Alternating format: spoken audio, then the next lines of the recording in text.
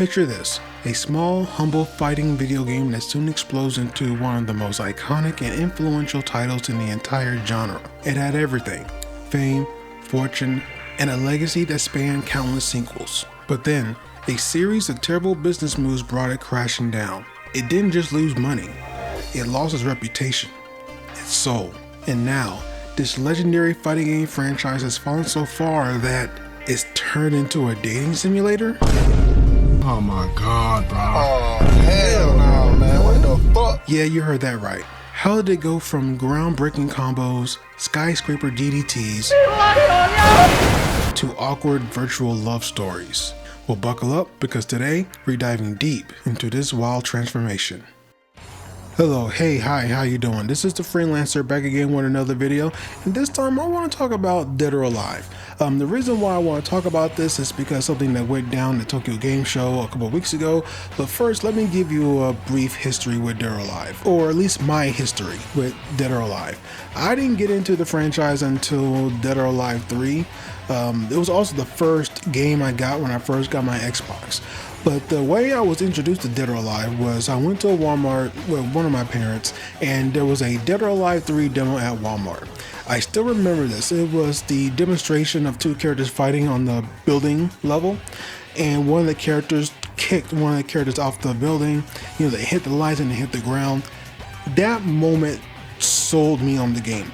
I wanted to play that game so bad. Hell, it's the reason why I got my first Xbox, was because of that game alone. And I tell you, that just watching those stage transitions and even the cool ass characters like sold the game for me. And even to this day, I feel as though Dead or Alive 3 was like the last real DOA game. It was pure, Clean. Like marble. which brings me to making this video. A couple weeks ago at Tokyo Game Show, if you're not chronically online, then you have probably heard that Koei Tecmo has announced a new Dead or Alive project. But here's the thing, the new project is a full-on dating sim. Yes, you heard me, a dating sim Dead or Alive game. And this game is called Vacation PRISM, Dead or Alive Xtreme. The announcement of this game has inspired me to make a video kind of briefly going over the entire history of Dead or Alive, because I think the journey of the entire Dead or Alive franchise is an interesting one, and how we got here to the announcement of Vacation PRISM is a really interesting story as well. So buckle up here. I have to say, in the early days of the franchise, it was doing pretty well, but what kickstarted the eventual downfall of the series and the news of the dating sim, I would definitely blame the mishandling of Dead or Alive 6, and this may come to a surprise to some, but the introduction of the Dead or Alive Extreme Beach Volleyball plays into the downfall as well.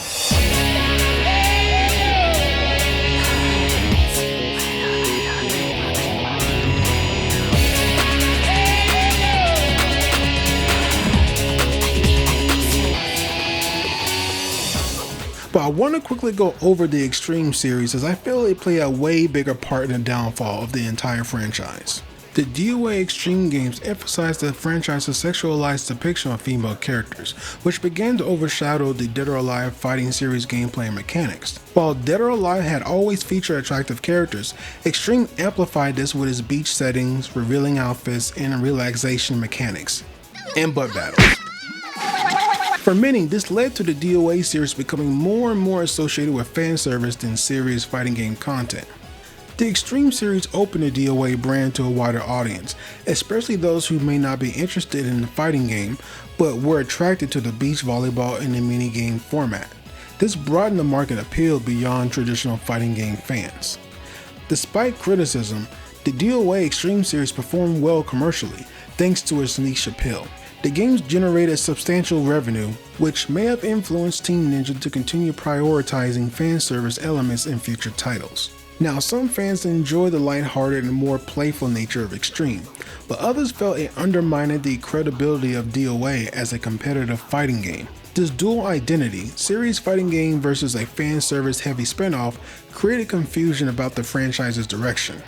Smack some bums or slap some buns. Izuna drops or bunny hops. The increased focus on fan service created challenges for the Dead or Alive series' growth in the esports scene. DOA struggled to be taken seriously as a competitive fighter, partly due to the reputation shaped by the Xtreme series. As DOA Xtreme gained visibility, it overshadowed the Dead or Alive fighting series in the eyes of many casual gamers and even critics. This affected how the core DOA games were perceived, with some critics no longer taking the series as seriously as other fighting game franchises like Tekken or Street Fighter. The success of Xtreme pushed the Dead or Alive developers to emphasize the fan service in the mainline games as well. Costumes, poses, and in-game physics that catered to this aspect became more pronounced, especially in Dead or Alive 5 and Dead or Alive 6. This alienated some fighting game purists who felt the franchise's focus had shifted too far from its gameplay roots. Because think about it, did it seem that DOA became way more fan servicey after the first Xtreme Beach Volleyball? Because think about it. DOA 3 came out in November 2001. Xtreme 1 came out in January 2003. The next DOA to come out after that game was DOA Ultimate Collection, which came out in October 2004. DOA 1, 2, and 3 had always had jiggle physics, no question about it. But in terms of character costumes, most were pretty tame with a few exceptions. But after DOA Xtreme, we started getting more costumes like these in DOA Ultimate and onward. Just something to think about. As gaming culture evolved, DOA Xtreme faced increasing criticism for its overt sexualization, particularly in a time when the industry was being scrutinized for how women were depicted in games. This negative press also spilled over to the mainline DOA series, which struggled with balancing its fighting gameplay with the expectations created by the Xtreme spin-offs. While DOA Xtreme had its niche, Western audiences were generally less receptive to its fan service heavy content compared to Japan. Over time, this hurt the franchise's ability to compete globally, as some regions dismissed the game as overly niche or problematic in their portrayal of women. Despite the controversies, the Xtreme series managed to find success, but when Tomonobu Itagaki left Tecmo in 2008, the Dead or Alive franchise took a back seat. Team Ninja shifted focus to other projects, and fans were left waiting for what seemed like an eternity, 7 years to be exact, before the franchise made its return with Dead or Alive 5 in 2012. This comeback breathed life into a series many had written off as a dead one.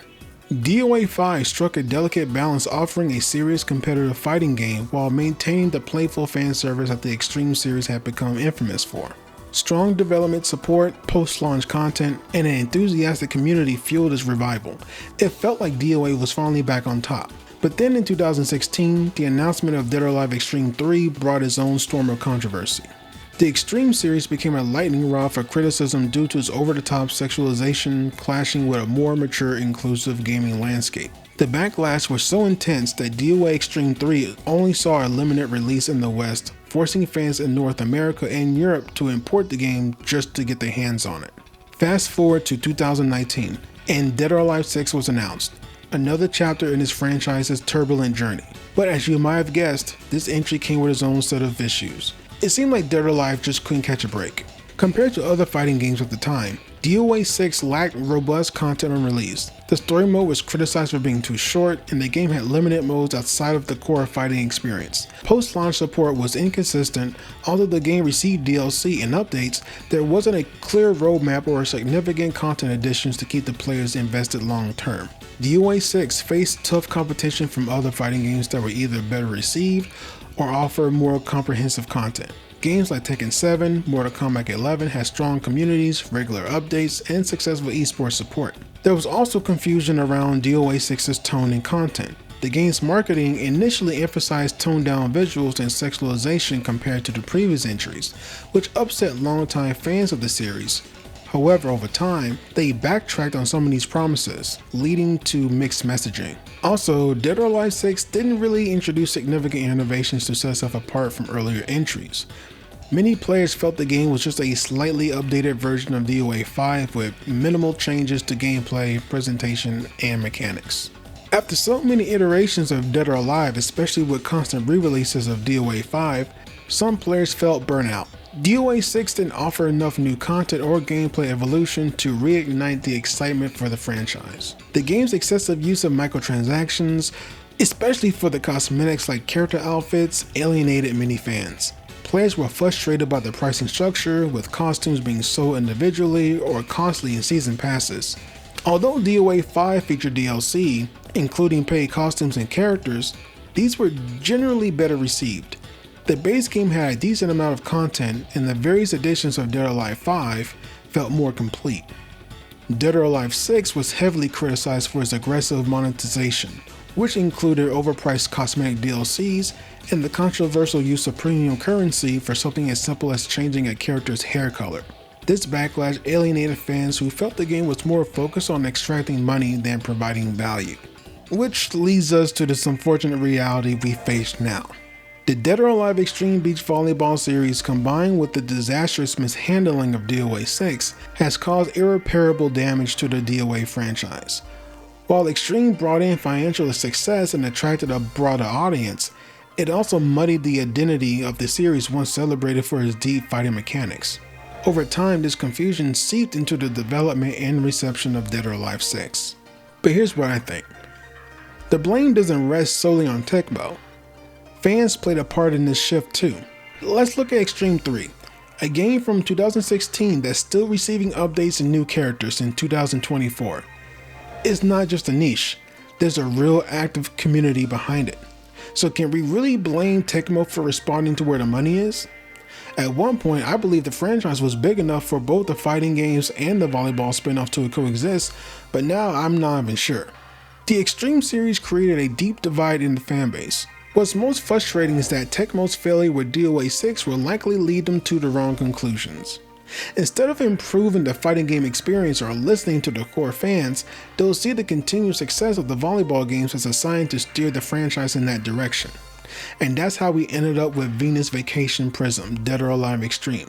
Because of this shift, DOA is now seen as a franchise most focused on superficial fan service than the competitive gameplay it was once celebrated for, a legacy it may never fully escape. And that's pretty heartbreaking. I got into this series as a kid, drawn by its deep mechanics, unique characters, and the strategic rock paper scissors combat system. Now we're left with feels like a shadow of what it used to be, a glorified dating sim. Maybe, just maybe, there's still hope.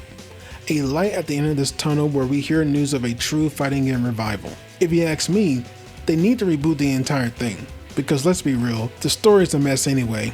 Hell, they can even try rebooting both series. Dead or Alive as the serious fighting game, and the Xtreme Volleyball just a side game or whatever, but keep them completely separate. No more intermixing. All of the original characters created for the volleyball game can stay, but the DOA characters have to stay out of it.